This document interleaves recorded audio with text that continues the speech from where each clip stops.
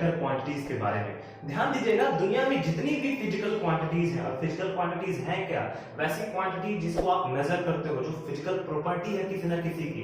जैसे हम मास की बात करते हैं, मेरा कुछ वजन होगा, कुछ मास होगा, अब मेरी कुछ हाइट होगी, लेंथ, डायमेंशंस, राइट। अगर आप कह दो कि मैं इतना फोर्स लगा रहा हूं, तो एक फिजिकल क्या होगी, एक क्वांटिटी हो गई।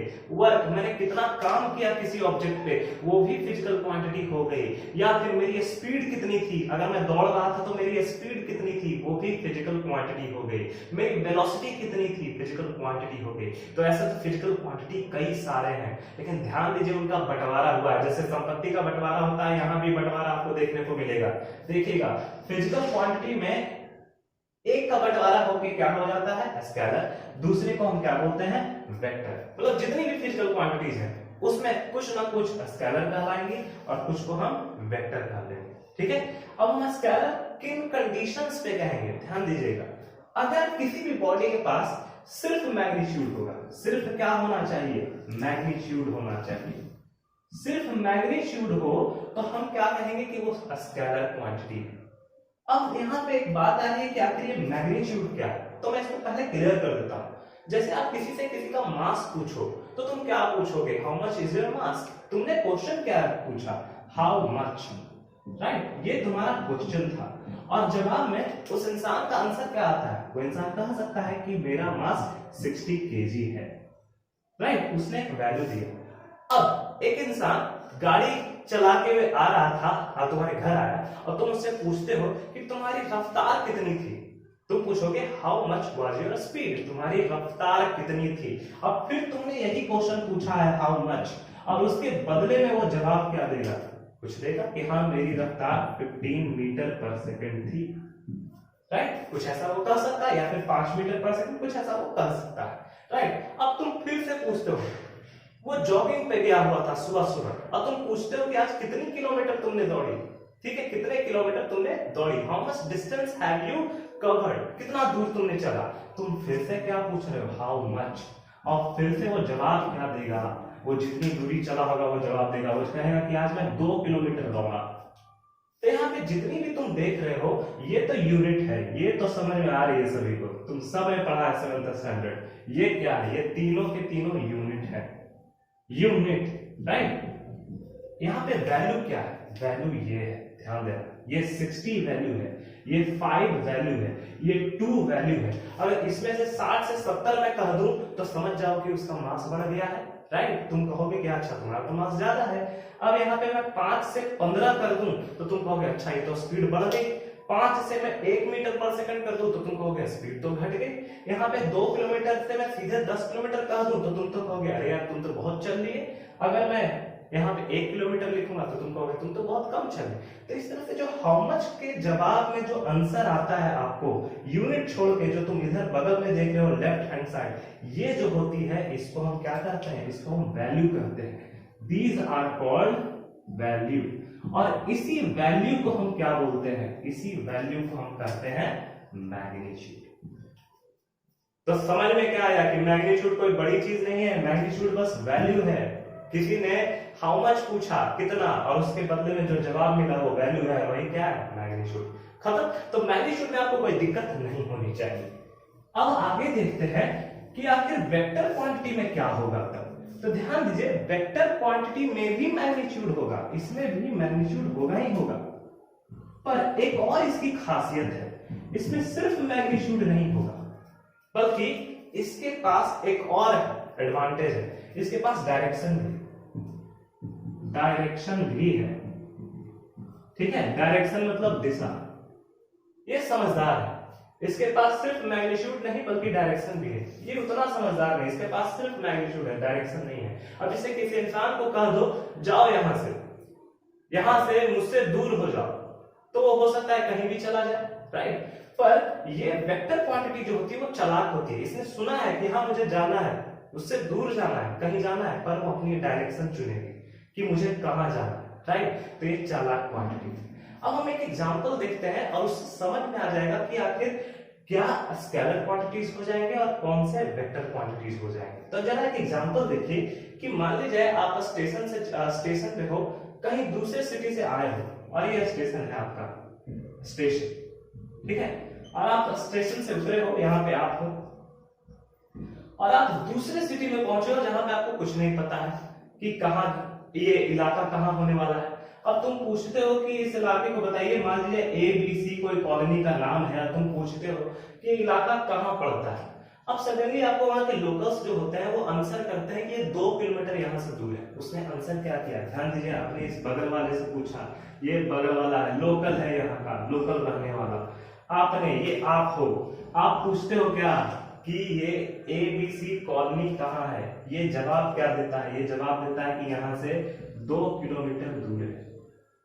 क्या ये एनफ होगा तुम्हारे लिए?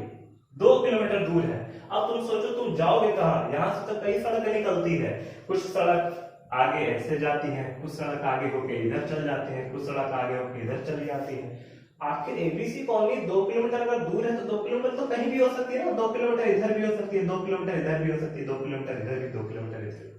तो यहां से ये जो भी आपको आंसर मिला, ये बस आपको मिला हाउ मच, कि कितना दूर है, हाउ मच का जवाब मिला। हाउ मच कहने का मतलब सिर्फ आपको मैग्नीट्यूड मिला। क्या मिला? मैग्नीट्यूड। और मैग्नीट्यूड से काम नहीं बनेगा, आपको क्या बनना है? चालाक इंसान। आपको चाहिए वेक्टर क्वांटिटी।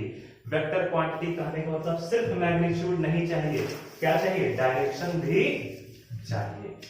तो डायरेक्शन के लिए जब पूछोगे तो तुम इससे पूछोगे 2 किलोमीटर किस दिशा में, ये तो बताओ मुझे। तब ये कहेगा 2 किलोमीटर नॉर्थ चले जाओ, 2 किलोमीटर क्या चले जाओ? नॉर्थ चले जाओ। या फिर बोलेगा कि 2 किलोमीटर ईस्ट चले जाओ, या 2 किलोमीटर साउथ चले जाओ, जो भी होगी, जहां पे ABC कॉलोनी होगी। तो इससे पता चल गया कि डायरेक्शन का होना जरूरी था। और जब मैग्नीट्यूड और डायरेक्शन दोनों हो जाए तब ये कौन सी क्वांटिटी कहलाती है? वेक्टर क्वांटिटी कहलाती है, जब दोनों आ जाए, मैग्नीट्यूड और डायरेक्शन दोनों। तो यहां से समझ में आ गया आपको। अब देखिए एक और अंतर क्या है दोनों में। अब चूंकि इसमें सिर्फ मैग्नीट्यूड चाहिए तो हम इसको क्या कहते हैं? हम इसको 1 डायमेंशनल क्वांटिटी कहते हैं। 1 डायमेंशनल, जिसमें एक डायमेंशन हो बस। क्या है ये 1 डायमेंशनल? सिर्फ मैग्नीट्यूड के बारे में बात हो रही है। और यहां हम क्या बोलेंगे? हम यहां बोलेंगे इट इज 2 डायमेंशनल क्वांटिटी। क्यों 2 डायमेंशनल क्वांटिटी क्यों है ये? क्योंकि इसमें सिर्फ मैग्नीट्यूड नहीं बल्कि डायरेक्शन भी है। 2 डायमेंशनल क्वांटिटी। अब इस बेसिस पे हम कुछ ऐसे प्रॉब्लम्स करते हैं जिससे हमें समझ में आ जाएगा कि कौन सी स्केलर क्वांटिटीज होती हैं और कौन सी फिजिकल क्वांटिटीज होती है। चलिए अब प्रॉब्लम्स करते हैं। तो ध्यान दीजिए, अगर मैं किसी से पूछूं कि तुम कितनी दूरी चल के आए हो, कितनी दूरी चल के आए हो, तो वो बोलेगा कि मैं 4 किलोमीटर से चल के आया हूं, या फिर ठीक। चलो अब शुरू करते हैं। चलिए अब प्रॉब्लम्स करते हैं। अब अगर किसी से पूछा जाए कि तुम कितनी दूर चल के आए हो, तो क्या बोलेगा? वो बोल सकता है 4 किलोमीटर चल के आया हूं या 6 किलोमीटर चल के आया हूं, ऐसा वो कुछ कहेगा।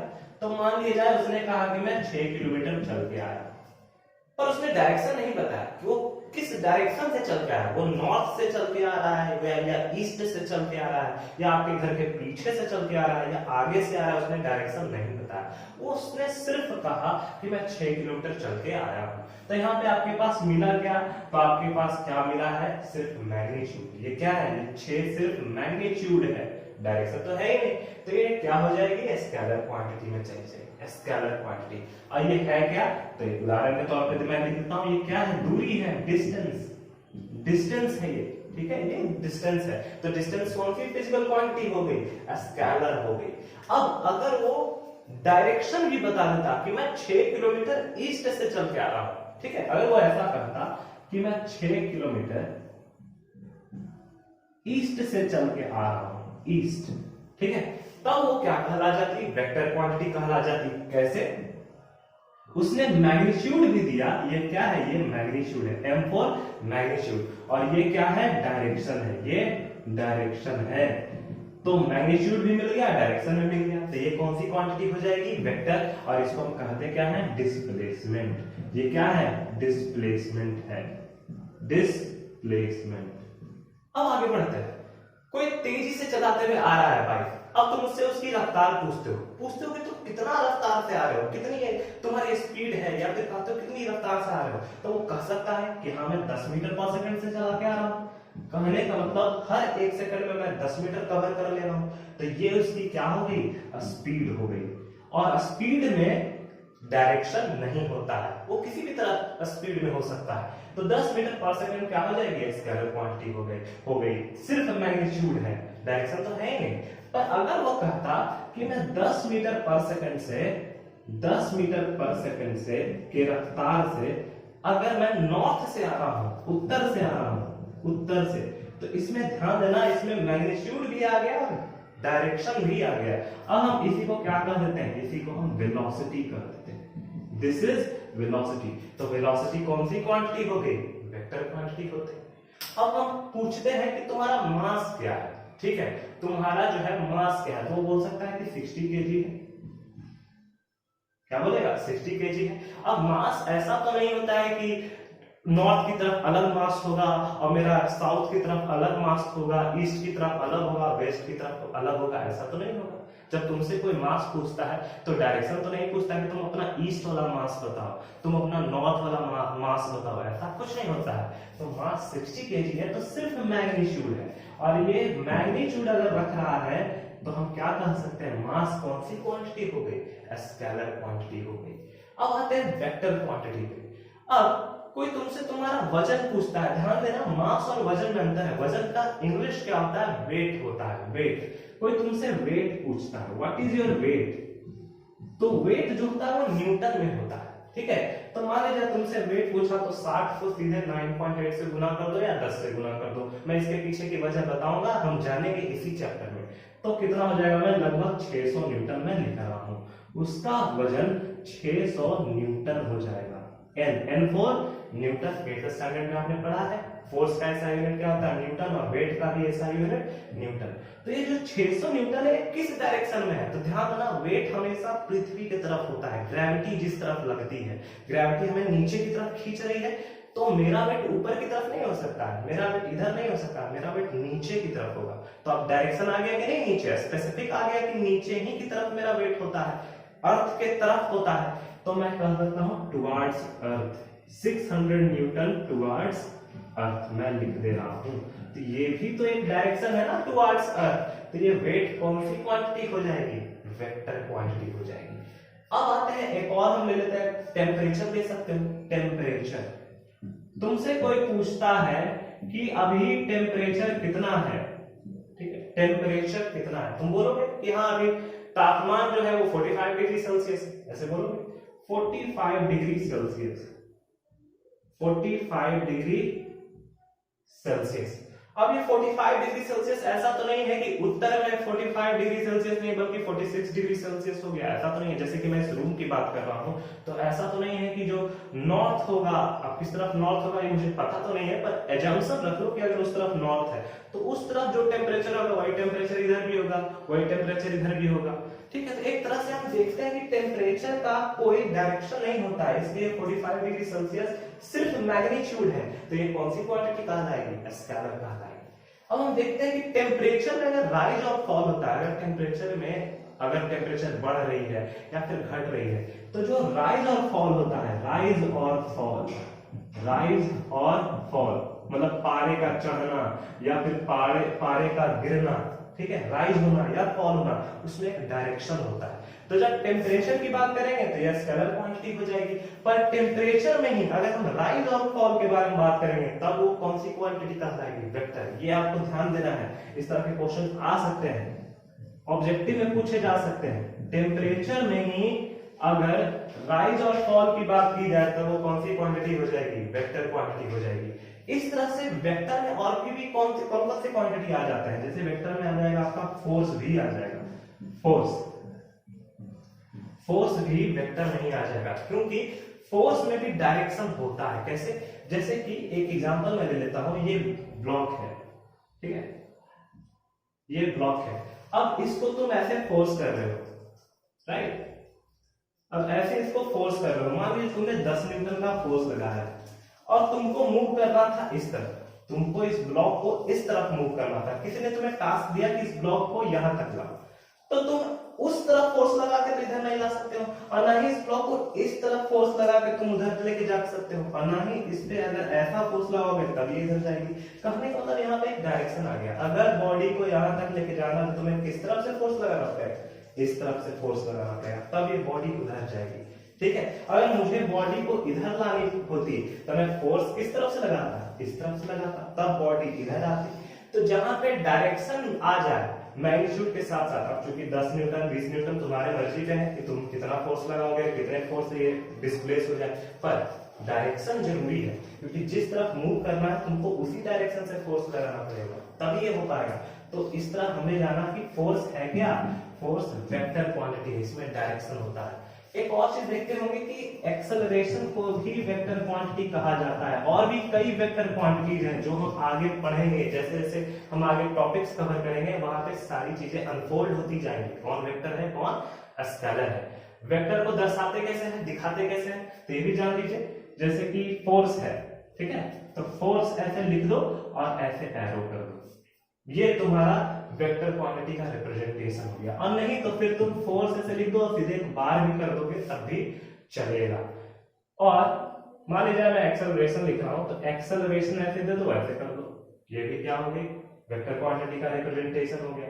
वेलोसिटी है तो ऐसे कर दो, ये भी क्या हो गया, वेलोसिटी वेक्टर क्वांटिटी है ना, यहाँ पे मैंने लिखा है देखो, वेलोसिटी वेक्टर क्वांटिटी है, ऐसे एरो कर दो, वेक्टर क्वांटिटी हो गई। तो आपने जाना कि वेक्टर क्वांटिटीज कौन कौन सी होती हैं, स्केलर क्वांटिटीज कौन कौन सी होती हैं, स्केलर होने के लिए क्या कंडीशन होने चाहिए, वेक्टर होने के लिए क्या कंडीशन होने चाहिए, ठीक है। तो आगे हम और बाकी चीजों के बारे में पढ़ेंगे। अगला जो टॉपिक होगा मैं कवर करने जा रहा हूँ डिस्टेंस एंड डिस्प्लेसमेंट। अगली वीडियो जल्द आएगी। अगर आपको हमारी ये वीडियोस पसंद आ रही है तो इसे लाइक करें, सब्सक्राइब करें चैनल हमारा, और ज्यादा से ज्यादा इसे शेयर करें।